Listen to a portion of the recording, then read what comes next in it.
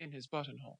"Mamma, non mamma," the prima donna sang, and "Mamma," with a final burst of love triumphant, as she pressed the dishevelled Daisy to her lips, and lifted her large eyes to the sophisticated countenance of the little brown Faust Capoul, who was vainly trying, in a tight purple velvet doublet and plumed cap, to look as pure and true as his artless victim. Newland Archer, leaning against the wall at the back of the club box, turned his eyes from the stage and scanned the opposite side of the house. Directly facing him was the box of old Mrs. Manson Mingott, whose monstrous obesity had long since made it impossible for her to attend the opera, but who was always represented on fashionable nights by some of the younger members of the family. On this occasion the front of the box was filled by her daughter-in-law, Mrs. Lovell Mingott, and her daughter, Mrs. Welland, and slightly withdrawn behind these brocaded matrons sat a young girl in white, with eyes ecstatically fixed on the stage lovers. As Madame Nilsson's "Mamma" thrilled out above the silent house, the boxes always stopped talking during the Daisy song. A warm pink mounted to the girl's cheek, mantled her brow to the roots of her fair braids, and suffused the young slope of her breast to the line where it met a modest tulle tucker fastened with a single gardenia.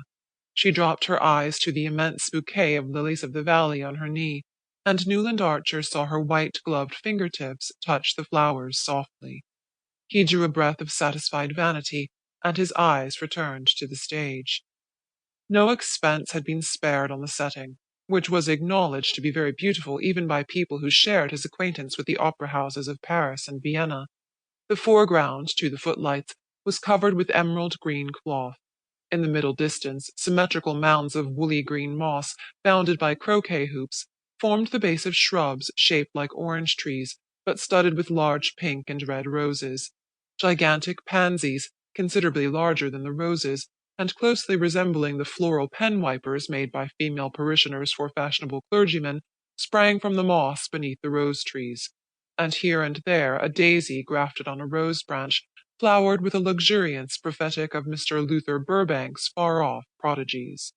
In the centre of this enchanted garden, Madame Nilsson, in white cashmere slashed with pale blue satin, a reticule dangling from a blue girdle, and large yellow braids carefully disposed on each side of her muslin chemisette, listened with downcast eyes to Monsieur Capoul's impassioned wooing, and affected a guileless incomprehension of his designs whenever, by word or glance, he persuasively indicated the ground-floor window of the neat brick villa projecting obliquely from the right wing.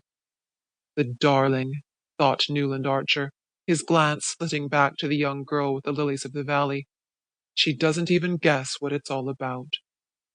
And he contemplated her absorbed young face with a thrill of possessorship in which pride in his own masculine initiation was mingled with a tender reverence for her abysmal purity. "We'll read Faust together, by the Italian lakes," he thought, somewhat hazily confusing the scene of his projected honeymoon with the masterpieces of literature which it would be his manly privilege to reveal to his bride. It was only that afternoon that May Welland had let him guess that she cared, New York's consecrated phrase of maiden avowal, and already his imagination, leaping ahead of the engagement ring, the betrothal kiss, and the march from Lohengrin, pictured her at his side in some scene of old European witchery.